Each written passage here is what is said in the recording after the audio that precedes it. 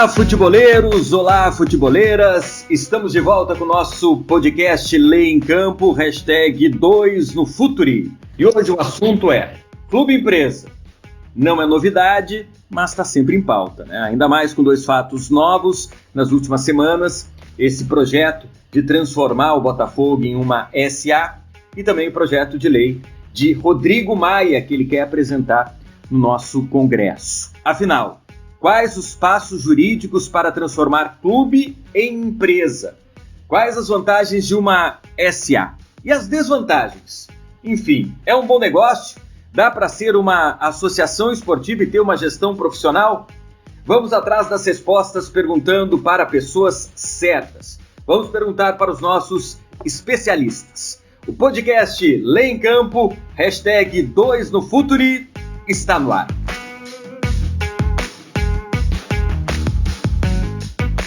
Clube Empresa versus Associação Esportiva. Qual o melhor caminho?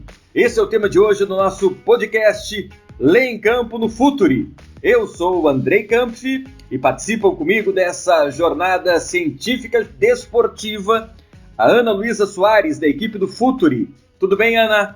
Oi, Andrei, tudo bem? Um prazer estar com vocês aqui hoje, fazendo a minha estreia, mas também falando desse assunto tão importante que eu acho que vai agregar muito conhecimento para o pessoal do Futuri.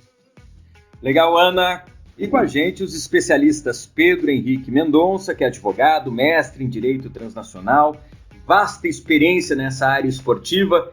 Tudo bem, Pedro? Olá, Andrei, tudo bem? Olá, Ana, olá, Igor. Acho que tem muito para ser discutido sobre esse tema, muito importante. Vamos em frente. E com a gente também o Igor Serrano, que é advogado especializado em Direito Esportivo e também escritor, com livros muito bacanas que a gente vai trazer para vocês. No nosso Lei em Campo também a gente tem algumas dicas de livros do Igor Serrano. Tudo bem, Igor? Tudo bem, Andrei. Um prazer estar falando com você novamente. Olá, Ana. Olá, Pedro. Prazer poder trocar passes aí com vocês e vamos que tem bastante assunto legal sobre a temática. Vamos nessa. Antes deles começarem a explicar essa história, o Nilo Patucci, que é advogado especializado em gestão esportiva, tem uma pergunta. É o nosso quiz que já está no ar. Olá, Andrei. Tudo bem? Como o tema do nosso podcast dessa semana é Clube Empresa, o nosso quiz será sobre o primeiro clube empresa que surgiu no Brasil. O clube passou a ter possibilidade de se tornar empresa a partir da Lei 8.672, de 93, também conhecida como Lei Zico. Ela dava a possibilidade dos clubes tornarem suas gestões com fins lucrativos. E a partir disso, no nosso quiz, a gente quer saber qual foi o primeiro clube a se tornar empresa no Brasil. Alternativa A, Red Bull Brasil. Alternativa B, Figueirense. Alternativa C, União São João de Araras. Ou alternativa D, Audax. Pensa um pouquinho que eu já volto com a resposta. Então, pensem, reflitam. O Nilo volta daqui a pouquinho para dizer se você acertou ou não o nosso quiz. Clube Empresa, transformação jurídica, pode ir lim-pim-pim, pronto. Todos os problemas resolvidos, claro, não é bem assim. Vamos lá. Palmeiras, Flamengo, Grêmio, Atlético Paranaense são associações esportivas e depois de anos de boas gestões, tem administrações exemplares. Isso para citar alguns exemplos. O Figueirense se tornou empresa e está afundado em problemas. Mas eu não preciso citar aqui clubes com problemas gigantes que são associações e outros clubes que se tornaram empresas e acabaram se organizando administrativamente. E agora, que pepino! A Constituição Federal, no artigo 217, Pedro, garante autonomia esportiva às entidades esportivas, autonomia às entidades esportivas, até para definir qual o modelo jurídico que elas querem para se organizar. Então a primeira pergunta que eu te faço, Pedro, é justamente essa. Por que ainda as entidades esportivas escolhem o caminho da associação e não de uma SA? Bom, Andrei, essa é uma pergunta que, na verdade, tem resposta bastante complexa, né? Acho interessante você ter mencionado a autonomia esportiva, né, que está consagrada na Constituição, e lembrar que lá atrás essa nossa Lei Pelé, que ainda é vigente, em 98, quando ela foi promulgada, ela obrigava os clubes a se tornarem entidades com fins econômicos, ou seja, o que hoje nós chamamos popularmente de clube-empresa, né?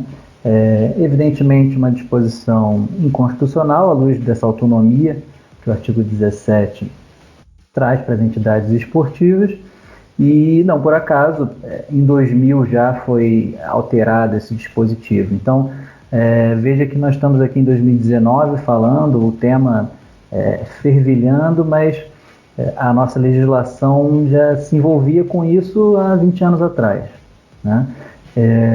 Especificamente quanto a por que se escolhe pouco o modelo empresarial, eu atribuiria sobretudo a dois aspectos. O primeiro, uma questão cultural, né?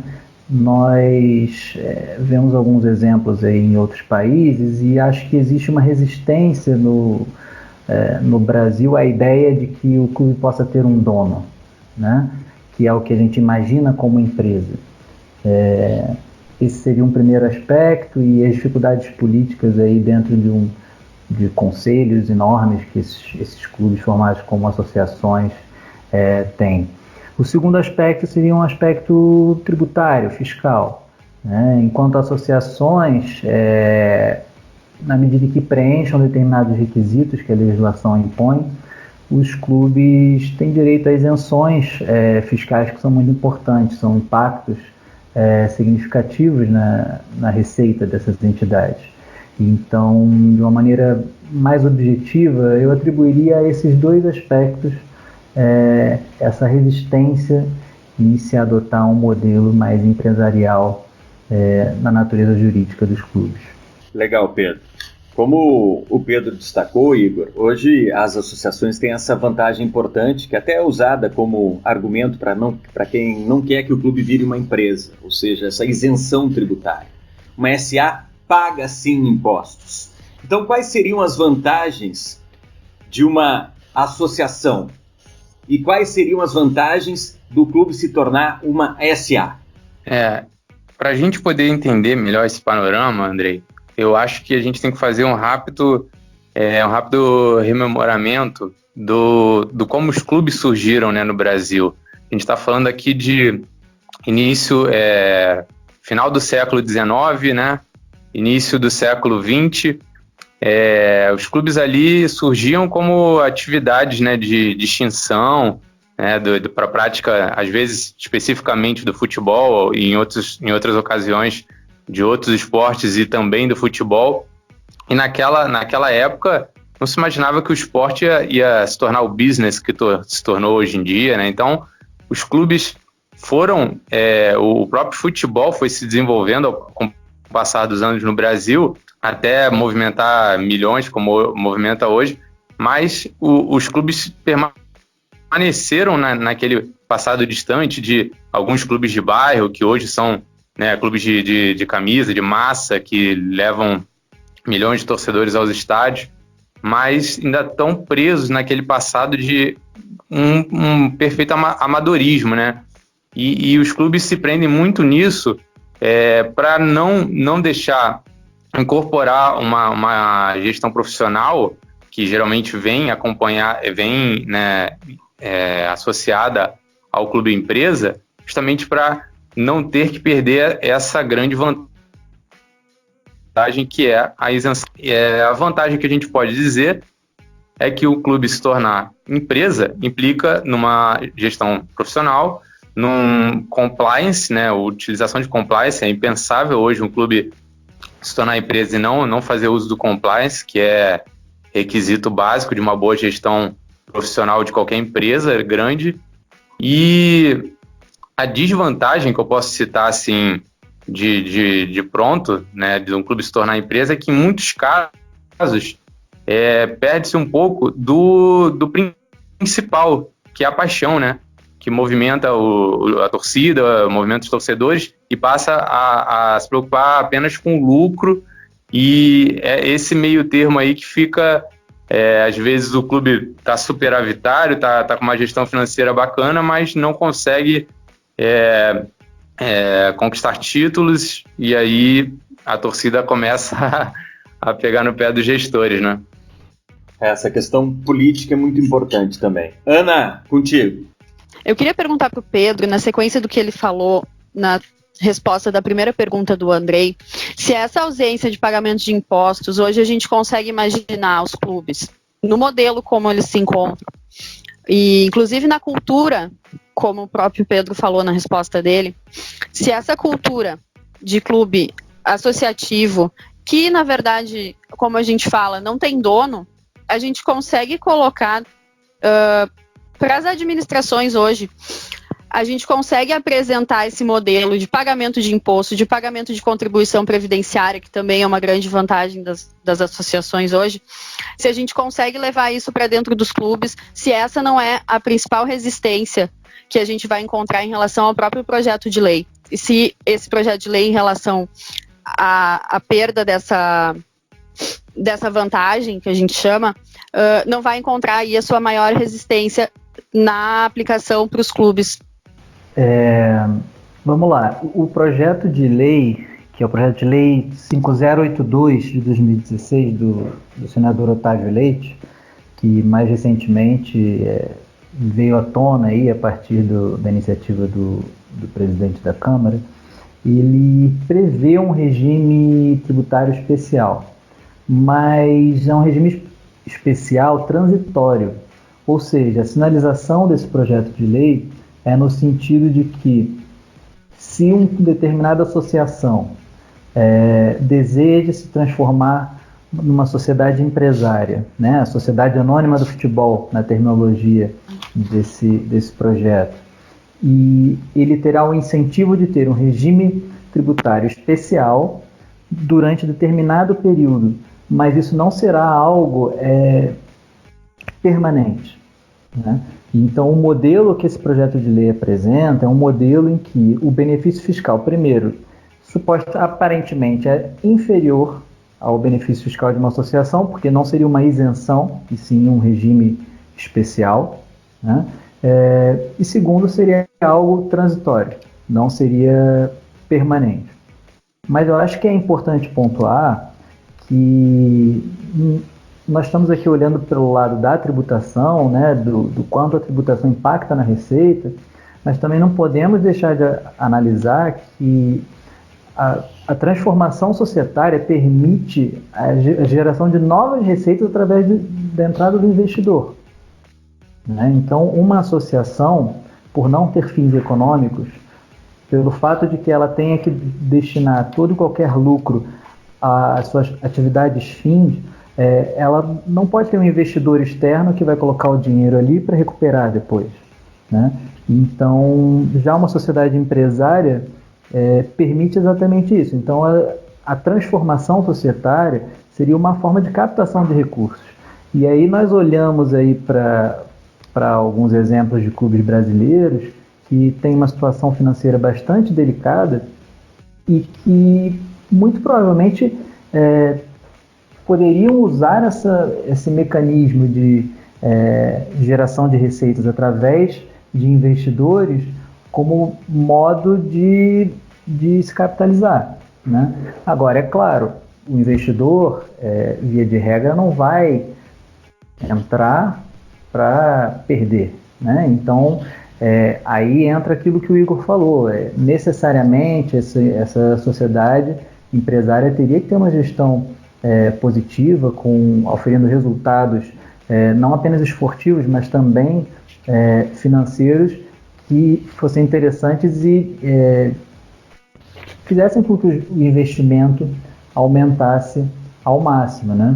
Então, é importante pontuar isso, né? Evidentemente, a isenção fiscal, ela é uma vantagem da associação, mas até que ponto vale a pena insistir com essa isenção se o que se está perdendo de oportunidade de investimento externo possa ser superior àquilo que não se paga de tributos? Ana, pergunta para o Igor. Igor, na tua fala primeira ali, tu falou uma palavra que eu acho bem importante, que eu acredito que seja muito nova ainda no ordenamento jurídico brasileiro e também no dia a dia das empresas, e principalmente, acho que é uma palavra que é até meio desconhecida dos clubes no modelo que eles se encontram hoje, que é o compliance. De que forma tu acredita que o compliance, claro, ele não vai poder estar separado da transformação dos clubes em empresas, seja no modelo de SA ou também no outro modelo que a lei prevê, que é de associação, em que uma empresa, no modelo que hoje acho que é o do Bragantino e que é também do Figueirense e que talvez seja o do Botafogo, em que a empresa assume a parte do futebol do clube e existe aquela separação ali entre o que é futebol e o que é administração do clube, que é um modelo que seria misto no meu entendimento. De que forma tu acha que o compliance vai obrigar os clubes, a necessidade do compliance, na verdade, né, vai obrigar os clubes a investir na profissionalização, que é uma palavra também que a gente usa bastante no dia a dia do futebol, né, que acho que tem sido uma necessidade que está se levantando bastante, inclusive por parte dos torcedores, que têm cobrado isso cada vez mais, tá? E também da remuneração dos diretores, né, ou seja, colocar profissionais, às vezes pessoas que até não são tão ligadas ao dia a dia do futebol. De que forma tu acha que isso também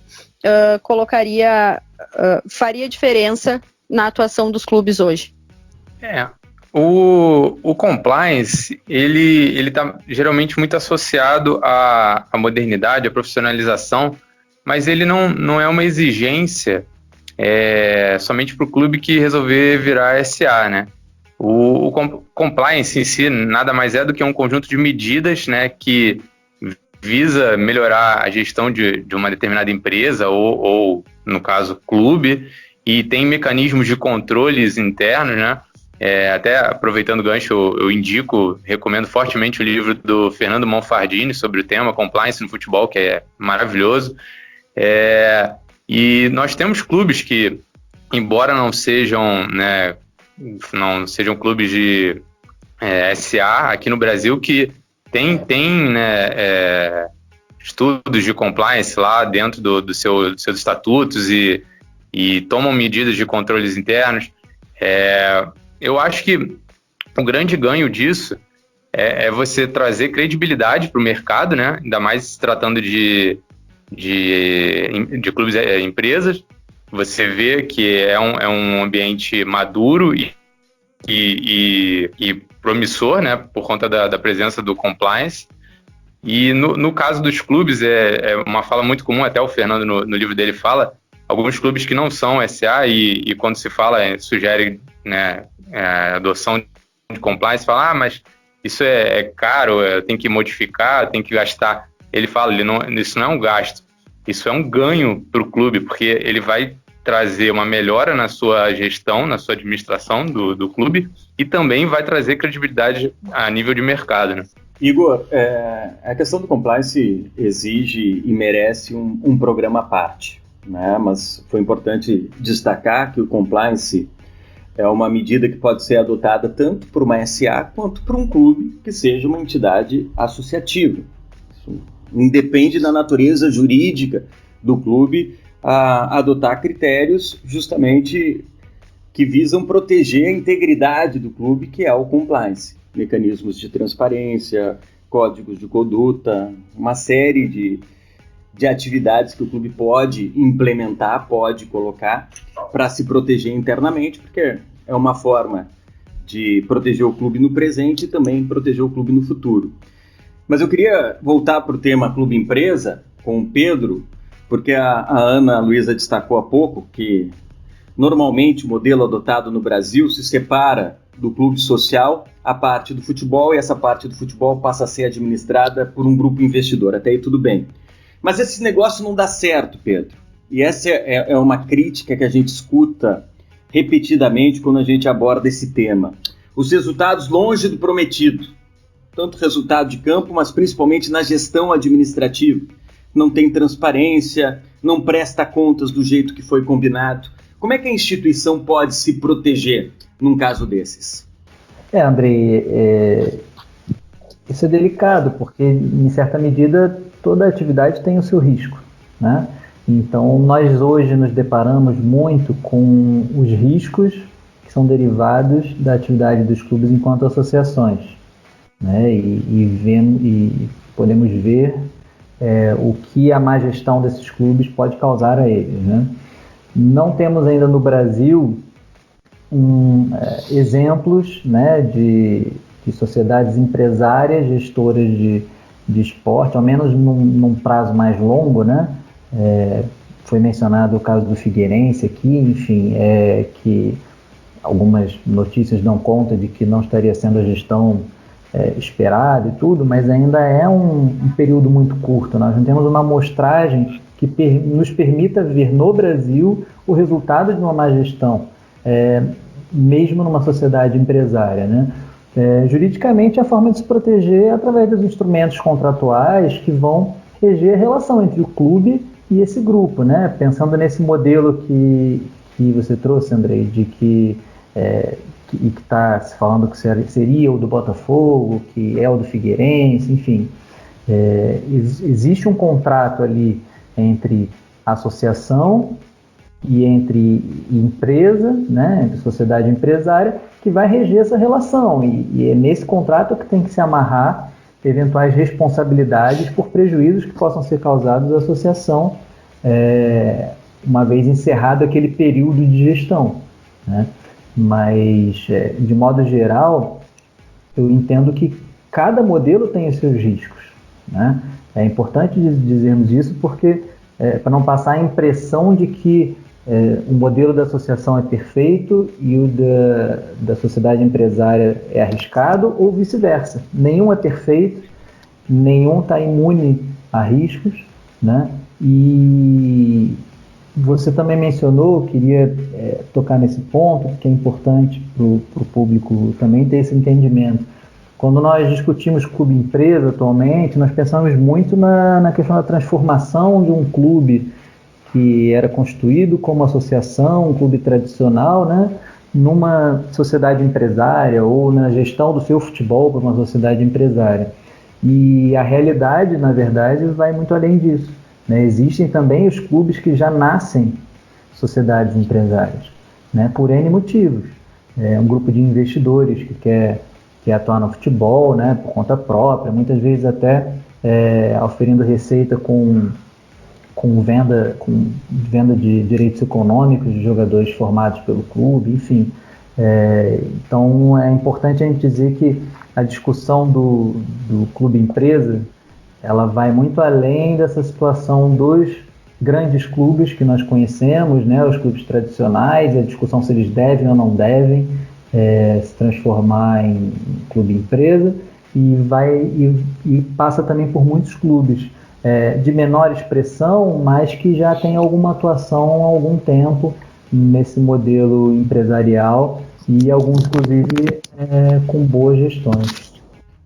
Você pontuou questões que são fundamentais, Pedro, e eu quero justamente avançar com o Igor com relação a isso, até para trazer alguns exemplos da Europa em um artigo que ele escreveu, né? Independentemente do modelo jurídico adotado, há riscos. E é possível se estabelecer uma gestão profissional até em uma associação. Talvez seja mais difícil em função do poder político que ainda existe nas associações esportivas. E talvez numa SA, com essa independência administrativa, esse caminho trilhado para o profissionalismo seja mais fácil. Talvez, mas são discussões que a gente precisa levantar. E eu quero ser um pouco de advogado do diabo, porque existe uma leitura meio que universal que a SA é o único caminho possível para o futebol brasileiro. E a gente tem, repito, exemplos de clubes que não estão organizados nessa natureza jurídica hoje do Brasil, funcionando e funcionando bem. E a gente já falou de Flamengo, Palmeiras, Grêmio, citou Atlético Paranaense, Bahia, para dar alguns exemplos importantes de gestões ao longo dos últimos anos que transformaram uma realidade que antes era complicada.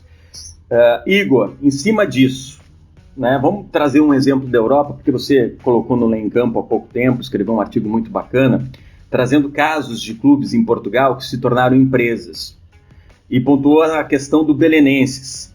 A gente sabe que em Portugal, desde a década de 90, o clube precisa se constituir em uma sociedade anônima para jogar profissionalmente. e o clube acabou entregando 90%, se não me engano, do capital da empresa, do capital dessa sociedade para uma empresa. E essa gestão não foi transparente, o desempenho de campo ficou longe daquilo que a torcida esperava, o resultado financeiro também não foi de acordo com o prometido. Sócios e torcedores, então, tentaram entrar na justiça, ou melhor, entraram na justiça para retomar esse controle do clube, não ganharam, e os torcedores tiveram que criar um novo Belenenses. Olha só essa situação, existem 2 Belenenses.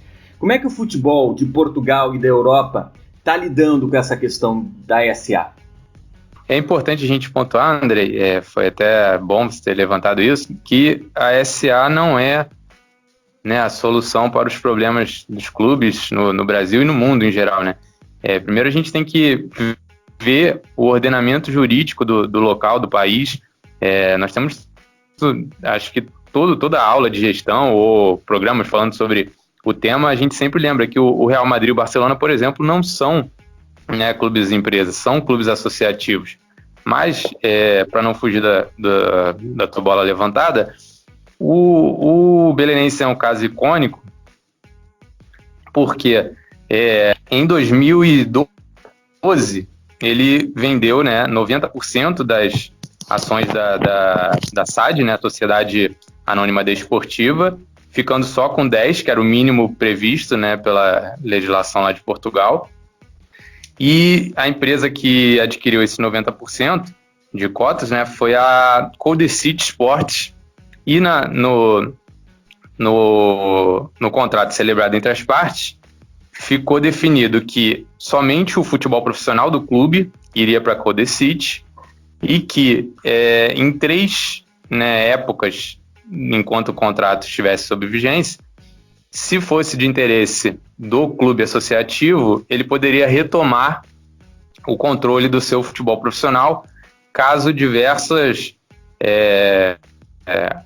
objetivos não fossem atingidos. E aí, desde o início, a relação entre a empresa Codecity e o Belenenses Clube Associativo foi bem conturbada. Os associados do Belenenses alegavam que a Codecity não prestava contas, que não teve o ganho, né, de qualidade que se prometeu, não conquistou títulos, não classificou-se para competições internacionais, não pagava pela utilização do estádio, algo previsto no contrato. E aí até que em determinado momento, num dos prazos previstos lá para a retomada, os associados do Belenenses em assembleia resolveram fazer o uso dessa cláusula e retomar o controle do futebol profissional do Belenenses. No entanto, a Codecity alegou que não reconhecia a legitimidade dessa cláusula do contrato assinado por ela, a Codecity.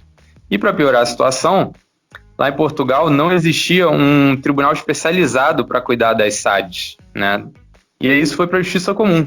E para piorar ainda mais a situação, na Justiça Comum, a Codecity, a empresa, teve ganho de causa e a decisão foi para lá de controvérsia. Alegou-se, por exemplo, que o Belenenses, por ter realizado um show de rock no seu estádio, o Estádio do Restelo, teria violado o contrato entre as partes e, por isso, a Codecity teria razão para não cumprir também outras cláusulas. Enfim, e aí a relação que já era conturbada chegou num nível extremo e o Belenenses começou a frear de todas as formas a Codecity e o time profissional, até então conhecido como Belenenses. Passou a proibir a equipe de utilizar o Estádio do Restelo, entrou na Justiça Comum também para proibir a Codecity de utilizar os símbolos do Belenenses, e nessa situação teve ganho de causa, e aí chegou ao ponto do Belenenses ter que utilizar a nomenclatura SAD, de Sociedade Anônima Desportiva, acompanhada na tabela do campeonato, e os associados do Belenenses decidiram em assembleia fundar um novo clube de futebol, um time de futebol, perdão, e recomeçar na pirâmide do futebol português da última divisão. Então, hoje em dia, em Portugal, nós temos 2 Belenenses, o Belenenses SAD, né, disputando a primeira divisão profissional de futebol, e o Belenenses com, basicamente, jogadores da categoria de base na divisão distrital de Lisboa. Legal, Igor. Pedro, tem um gancho aí nessa questão que o Igor coloca, é que o projeto de lei brasileiro tem muito desse modelo português. E você também tem um exemplo que vem do futebol da Alemanha em cima desse ponto tratado pelo Igor, é isso? É isso mesmo, Andrei. Lendo o projeto de lei, tanto esse projeto de lei que eu me referi anteriormente, do senador Otávio Leite, como também o projeto de lei do Senado de uma nova lei geral do esporte, que infelizmente não tem tramitado com a celeridade que a gente gostaria. Essas duas propostas que existem hoje no parlamento brasileiro, nota-se ali bastante similaridades em relação ao modelo português. Evidentemente, não há a imposição de que os clubes se constituem enquanto sociedades empresárias, porque justamente feriria a autonomia prevista na Constituição, que é algo que não se prevê na legislação portuguesa, né? Não há na Constituição de Portugal nenhuma garantia dessa autonomia, né? E é um modelo bom, como o Igor bem colocou, tem os seus problemas, mas veja que há outros modelos, esses outros modelos também têm os seus problemas. E aí entra o exemplo alemão.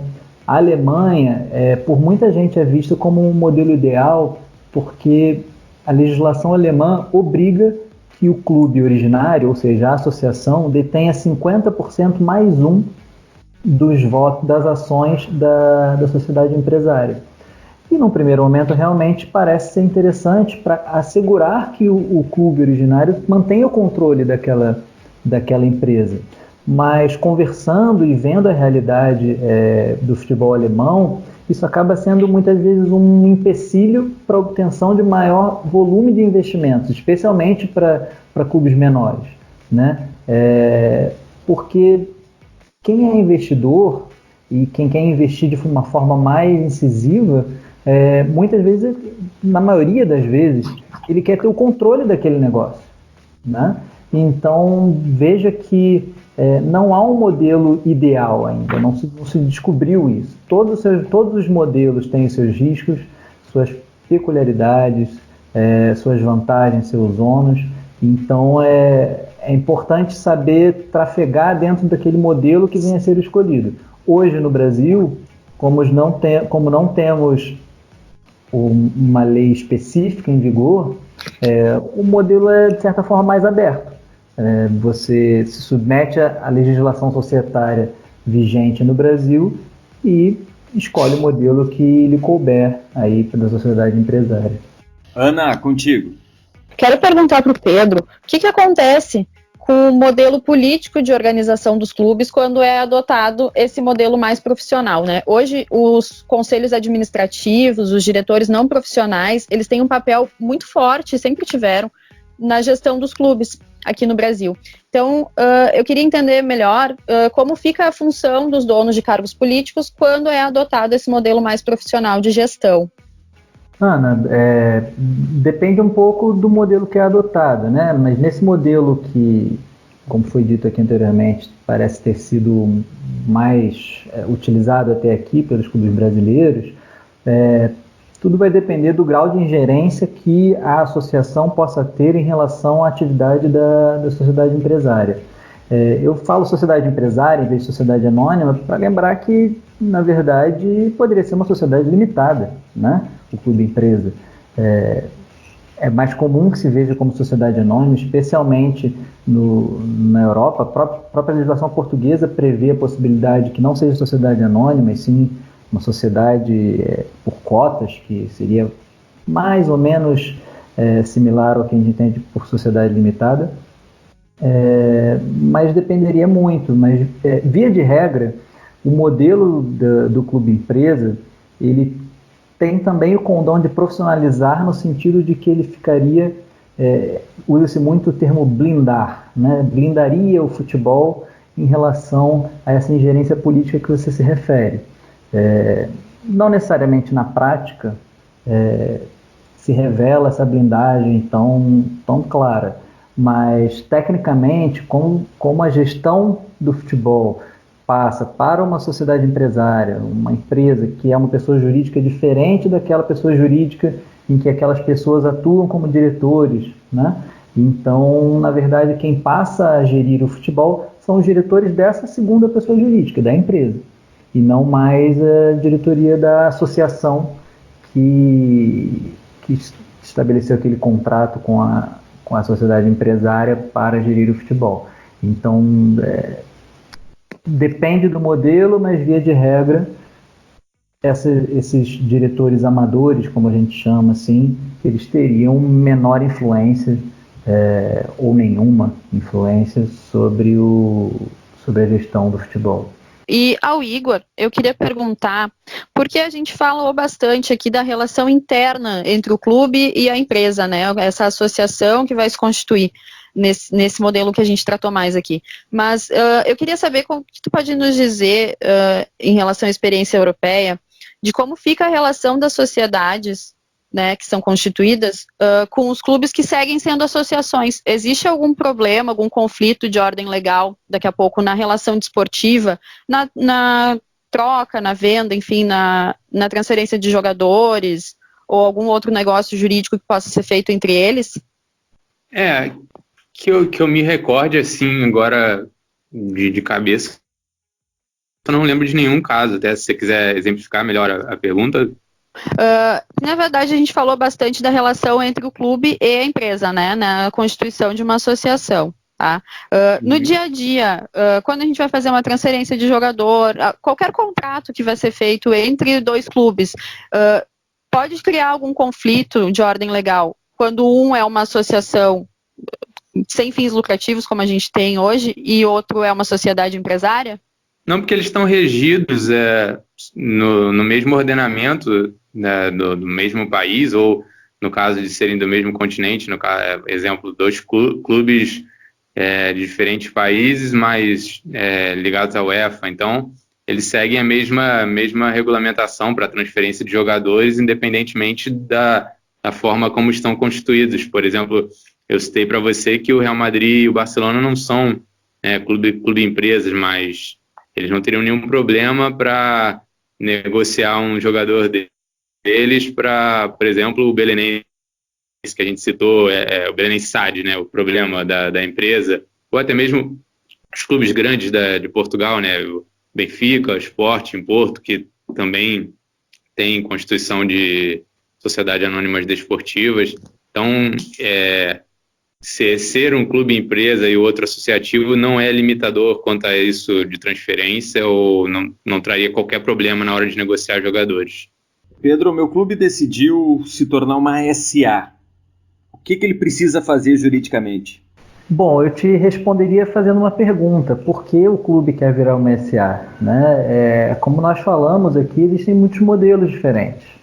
Então, não existe uma receita de bolo que se possa aplicar a todos os casos. Depende muito da situação do clube, do cenário, dos objetivos.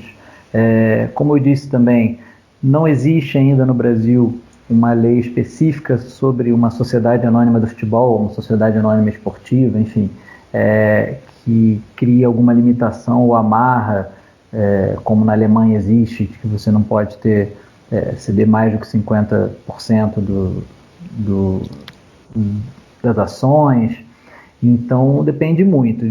De maneira simples e geral, o que é preciso fazer, primeira coisa é convocar o órgão deliberativo do clube, né, para deliberar acerca dessa mudança, né? E aí a mudança pode ser a transformação da associação em sociedade anônima ou sociedade limitada, ou enfim, em uma sociedade empresária diretamente, ou a transformação entre aspas, porque não é tecnicamente uma transformação, mas vou usar o verbo que também se tem usado para melhor compreensão, você arrendar a gestão do futebol do clube para aquela empresa. Isso é uma decisão que também passa pelos órgãos deliberativos do clube. Então, o caminho começa por aí. O que vem depois vai depender muito do caso concreto, das intenções, das necessidades do clube, e basicamente do que ele almeja ao se tornar um clube empresa. Igor, tu gostaria de complementar alguma coisa na resposta do Pedro? Sim, muita gente, né? Se você fizesse a mesma pergunta, a pergunta parecida, Igor, se você tivesse um clube, você escolheria se tornar uma SA ou continuar clube associativo? Eu diria, até pegando um pouco um gancho na fala do Pedro, por que virar SA, né? Mas, mais especificamente, de que, embora os clubes hoje em dia, os associativos, sejam vistos como ultrapassados e modelos de gestão arcaica, tem uma coisa muito importante que eles conseguem ainda permanecer, que é a questão da conexão com os seus torcedores, né, que é a força motriz de qualquer clube de futebol. Eles existem porque há torcida, né, e não a torcida porque há clube. Então, muitos clubes aí atuais no Brasil que estão sendo apontados como referências na gestão, a gente vê diversos relatos de que estão começando a perder a essência, a sua identidade e começar a buscar um perfil mais elitista da torcida. Os ingressos vão ficando mais caros, não há propostas para pensar no torcedor que tem menos condições de ir ao estádio, de incluir, né, todos os perfis da sua torcida no estádio, no clube. Eu acho que isso é algo muito importante que, independente do clube virar empresa ou não, tem que sempre ser levado em consideração. É uma questão importante e que vai estar sempre na discussão, independentemente do modelo jurídico adotado pelos clubes, que é justamente dessa participação popular e de não afastar aquele torcedor que deu alma à equipe, que ajudou a construir a história desse clube, dessa entidade esportiva, sem dúvida nenhuma, um ponto bem lembrado pelo Igor. Antes da gente ir para as considerações finais, deixa eu chamar o Dr. Nilo Patucci para a resposta do quiz. Tem muita gente em dúvida ainda, querendo saber se acertou ou não a pergunta do Dr. Nilo. Vai lá, Nilo. Tô de volta. Vamos conferir a resposta? Se você escolheu a alternativa C, está certo. O União São João de Araras, do interior de São Paulo, foi o primeiro clube a se tornar empresa, isso em 1994. Hoje no Brasil, já existem mais de 20 clubes e empresas, seguindo os passos do União São João. Valeu, Andrei. Até a próxima. Legal, Nilo. Valeu. Obrigado pela participação. Estamos encerrando o nosso programa SA versus Associação Esportiva. Qual o melhor caminho? Então eu quero uma resposta bem simples, bem fácil dos nossos especialistas. Eu vou começar pelo Dr. Pedro. Clube empresa ou associação esportiva, Pedro? Andrei, não existe resposta fácil para essa pergunta. Eu vou dar a resposta clássica de advogado, depende. Depende muito do modelo, do tamanho do clube, da intenção, da situação, enfim, como eu disse há pouco tempo, não existe uma receita de bolo, né? Cada caso é um caso, então para cada realidade existe uma vacina diferente. Mais ou menos por aí a análise. Doutor Igor, a sua conclusão, por favor. Respondendo a mesma pergunta, também vou ficar em cima do muro como o Pedro. Eu acho que clube empresa traz consigo uma série de questões que podem melhorar a gestão na teoria, né? Depende muito de quem está envolvido, mas por outro lado, clube associativo é a origem, é a aproximação dos torcedores. Eu vejo como um caminho difícil de ter que escolher entre os dois e acho que o natural é que num futuro muito próximo a gente consiga mesclar o melhor de cada lado sem perder jamais a proximidade da torcida e a identificação com o seu torcedor, que foi o que fez o clube existir tanto tempo, né? Temos aí diversos clubes centenários no Brasil. Ana Luísa, contigo. Então, acredito que hoje a gente tratou de principais aspectos da discussão sobre o clube empresa e que agora é acompanhar os próximos capítulos, né? Vamos ver se o projeto de lei 582 vai andar, se os clubes vão se organizar para adotar esses modelos e como vai ficar o torcedor e, como disse o Igor, como vai o futebol se adaptar a essas mudanças e essas propostas.